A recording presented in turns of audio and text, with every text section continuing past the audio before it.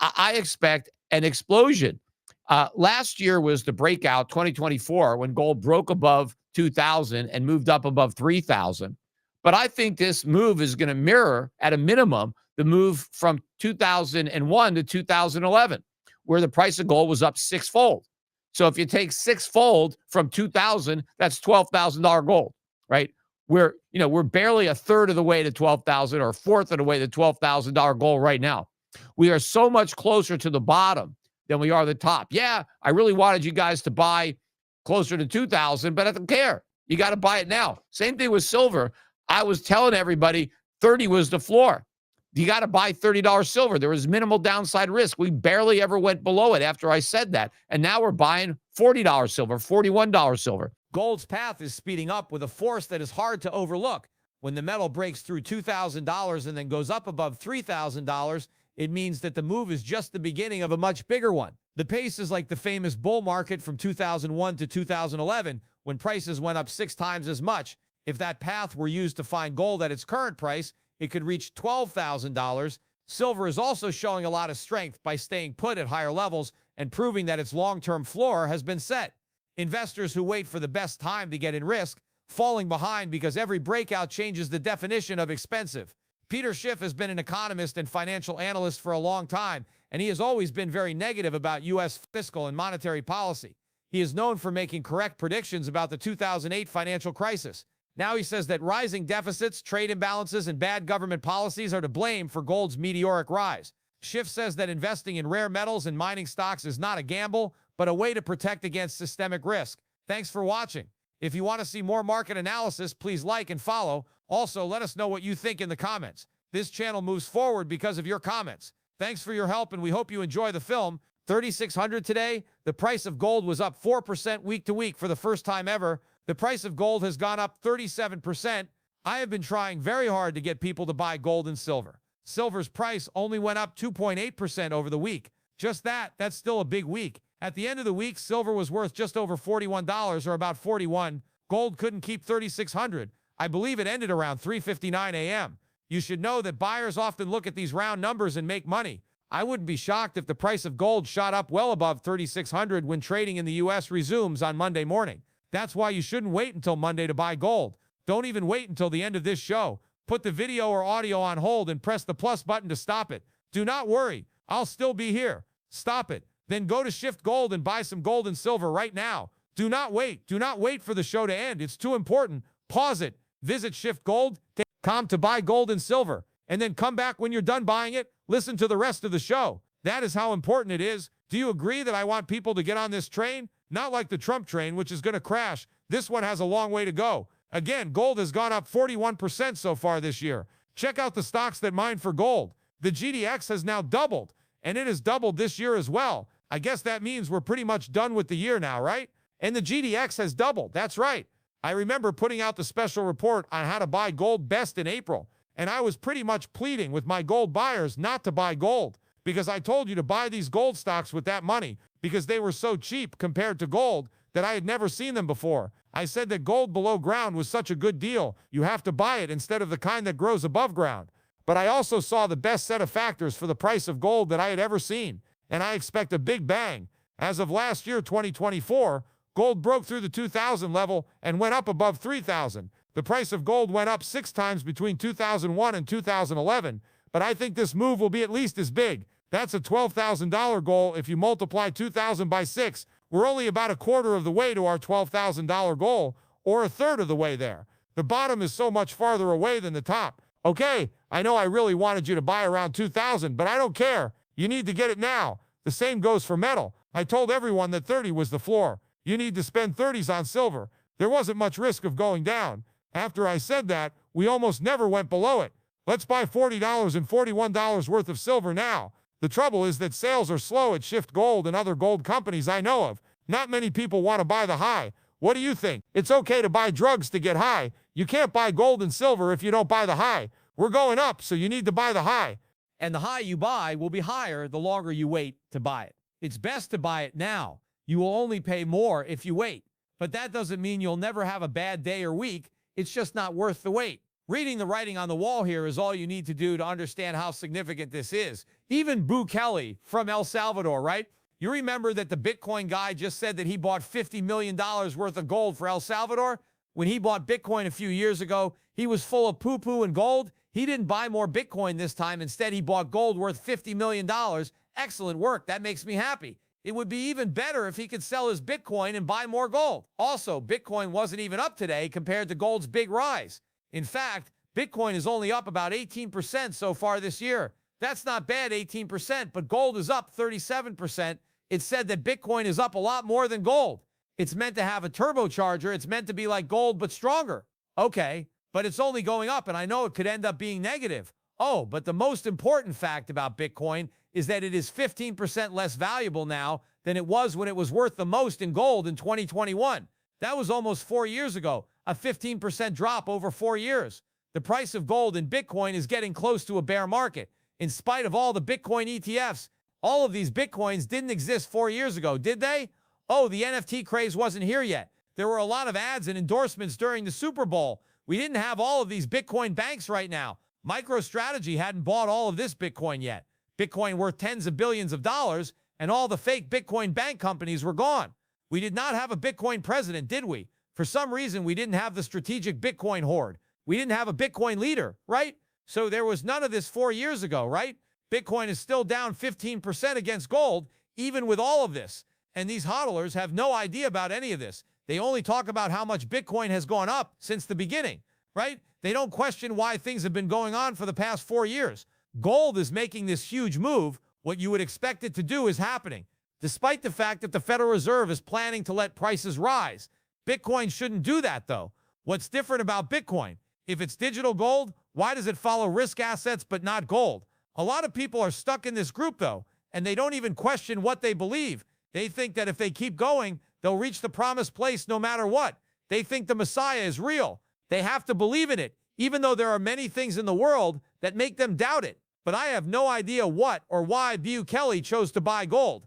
It's possible that he started to doubt himself because he knew he could have bought more Bitcoin but didn't. That's great for him, right? Thanks for moving to the right. I believe the biggest threat to the dollar right now is the Trump administration's plan to make the dollar even more important and secure its place as the reserve currency.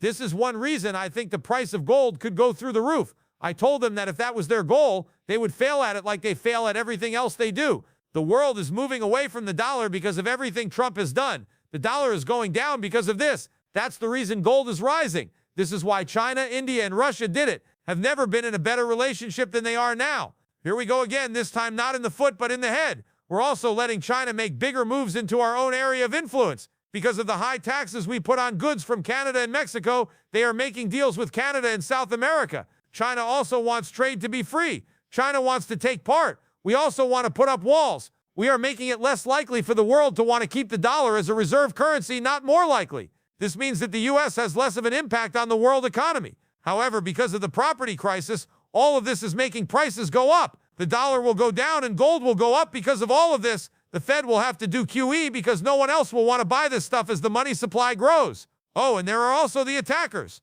I still think that the terrorists will be thrown out by the Supreme Court because they are against the Constitution, which is a problem because the Trump administration has been bragging about how much money the U.S. government is going to get from terrorists. They've been telling people, look, don't worry about the huge deficits that the big, beautiful bill caused because they will be at least partially balanced by the trillions of dollars in tariff revenue. That means you don't need to worry, right? I really didn't think the government would get that much money, and if it got any money, it would get it from Americans, from American companies, and from American consumers. If the court throws out these tariffs, the U.S. government will not only lose the money it has already received in tariffs, but it will also get that money back. That will be very bad because our creditors will say, okay, so now what? You ran up the deficits with the big, beautiful bill by cutting taxes and increasing government spending, which is the exact opposite of what you should have done. Now, the one thing you said would help lessen some of the damage is gone. What now? That will make the dollar fall even more and long-term interest rates rise. The historical background of American paper money shows how weak the system's roots really are. At first, notes could be redeemed for gold and silver. They were made during times of war and reprinted when they ran out. The Supreme Court accepted that limited practice, but it never approved the printing of paper money that could not be redeemed during times of peace. As time went on, the Federal Reserve became a private organization that issues standard notes backed in part by gold and other bank assets. Its goal was to create elastic money supply that would grow when the economy was doing well and shrink when it wasn't. Instead, it has changed into the opposite, growing quickly when times are bad. This makes inflationary forces stronger. At first, owning U.S. Treasuries was illegal, but over time that rule was lifted. This made it possible for debt to be turned into money, which led to today's debt-driven economy. The Fed's independence is now in danger from politics, which has huge effects on the dollar and gold markets. We need to go back to the interview. You could exchange the paper money for gold and silver. It was different from cash. It was paper money that could be redeemed in the end. Okay, gold and silver came in. Here's what took place. The notes they gave out had due dates, and many of them were paid off. The government then made new ones. Okay, now that the war is over, the government put these cards out again. Someone else disagreed and said, wait a minute, the war is over. According to the Supreme Court, these notes can only be used in times of war. We're now at peace. What the heck are you doing? This is not possible. When they went back to the Supreme Court, they were told that the notes could be issued again when they matured because they were first issued during the war. It's not like the government can keep putting these things off because they already exist. So the ones that are already there and were made during a war could stay. That's what the court said now. That's what they point to if you try to say that paper money is against the Constitution, was that paper money that can be exchanged for gold that was printed during a war can be printed again after the war. It's true that the Supreme Court has never said that the federal government can print money that can't be redeemed, right? During times of peace, paper money is backed by nothing, right? That has never happened. Now, I don't think the current court will see this and say that all paper money is illegal, making us go back to the gold standard we had ahead of the Federal Reserve. That's not going to happen. They're not going to mess with any of that, but I think they are ready to cause trouble to help Trump. I think they will go against the idea of the Fed being independent and say that it needs to be part of the government. This would completely defeat the point of not being part of the government in the first place, as the act would not have passed if they had tried to make the Federal Reserve part of the government. It would have been against the Constitution because the government doesn't have the power to do that. Because private banks can give out loans, they had to make this private bank so it could do things it wasn't supposed to. They are allowed to give out credit payments. In fact, people used banknotes that were backed by gold as money before the Federal Reserve. These notes came from different types of banks. The plan was only to put that in one place. One note was made. Instead of carrying around bills from different banks in their wallets, let's say it was a train ride to California where I had to buy something with a note from a bank in New Jersey. What if the Californian person had never heard of that bank? How can I be sure that's true? So the plan was for me to give a note from a bank in New Jersey to the Federal Reserve when I got it. That note would be used to back a new Federal Reserve note that was backed by that note and 40% gold. I would now like to have a Federal Reserve card. Everyone in California knew what my Federal Reserve note was when I took it with me, right? That was the whole point. But everything was kept secret. One more idea behind the Federal Reserve was to make the money supply flexible. That seemed like a big deal. A flexible money supply meant that the Federal Reserve could increase the amount of money in circulation when the economy grew. But when the economy shrank, the Fed would cut back on the amount of money in circulation. That's not what they do at all now. Here's what the Fed does. When the economy grows, they make more money available. Then, when the economy shrinks, which happens during a slump, they make it bigger even faster. Is it true that no one would have voted for that crazy plan if it had been brought up when the Federal Reserve Act was being passed? That would have just been inflation, though. Also, don't forget that the first Federal Reserve wasn't even allowed to buy U.S. government bonds, right? Part of the reason is that you could buy U.S. Treasuries if it was a government organization. It was not allowed. It wasn't enough to buy them. It couldn't have them on its books, right? I don't think they would have even been able to pass the FCA. When it was first made, it was allowed to own funds. That's because other people would have seen through it and said, wait a minute, this could be too cozy. The Federal Reserve can monetize debt if they can buy bonds.